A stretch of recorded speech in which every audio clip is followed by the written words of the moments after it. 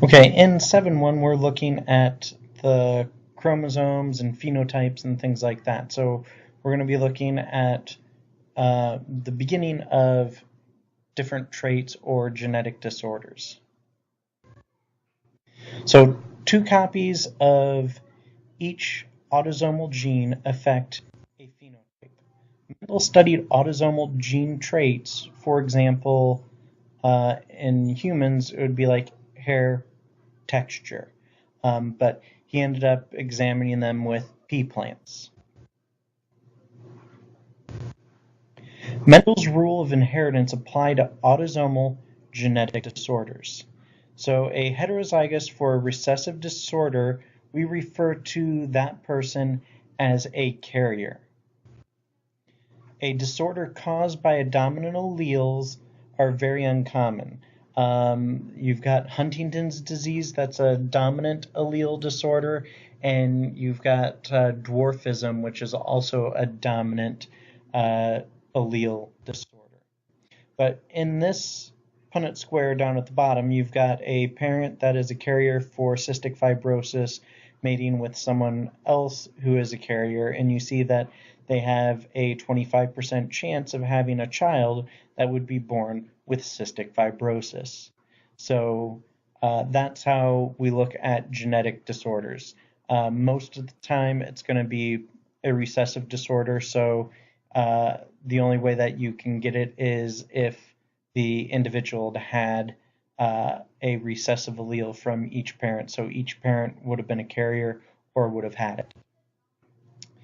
Males and females can differ in sex-linked traits. We've got genes on the sex chromosome are what are known as sex-linked genes. The Y chromosome gene in mammals is responsible for male characteristics. It's basically only there to basically tell us guys what makes us a male. So here are the things you need to produce to be a male. The X chromosome gene is needed in you can't be born without an X chromosome.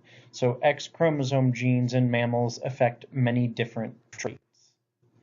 So right there is that Punnett square that just showed up is a basic Punnett square showing that it's really the male that determines what sex their offspring is going to be. So mom can only give an X, dad can either give an X or a Y. If he gives an X, they're going to have a female. If he gives a Y, they're going to have a male. Male mammals have the genotype XY, just like you saw on the other one. Female mammals are going to be XX.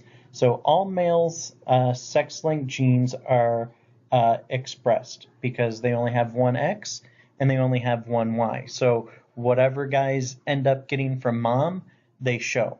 Whatever they get from dad, they show. So if mom gives them a recessive trait on the X chromosome, it's going to be displayed. In order for a girl to show a sex-linked disorder, they need to have inherited a recessive allele from both mom and dad. So it's harder for females to show than what males would. So males have no second copy of a sex-linked gene to counteract what was going on there. Females, like I said, are XX genotype. Expression of a sex-linked gene is similar to the autosomal genes in females. You have to get a recessive from both parents for it to show. X chromosome inactivation is going to happen in females, and that means that in their cells, one of the X chromosome is going to turn off randomly, and that shut off one is going to make a small little part in the nucleus that's going to be referred to as the Barr body.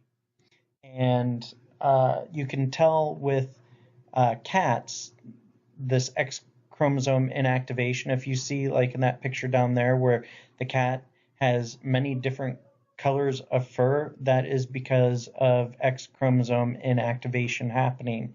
And the color is determined on this X chromosome. So in certain areas, the X is turned on or off in those different areas. So that is the end of the notes of section 1.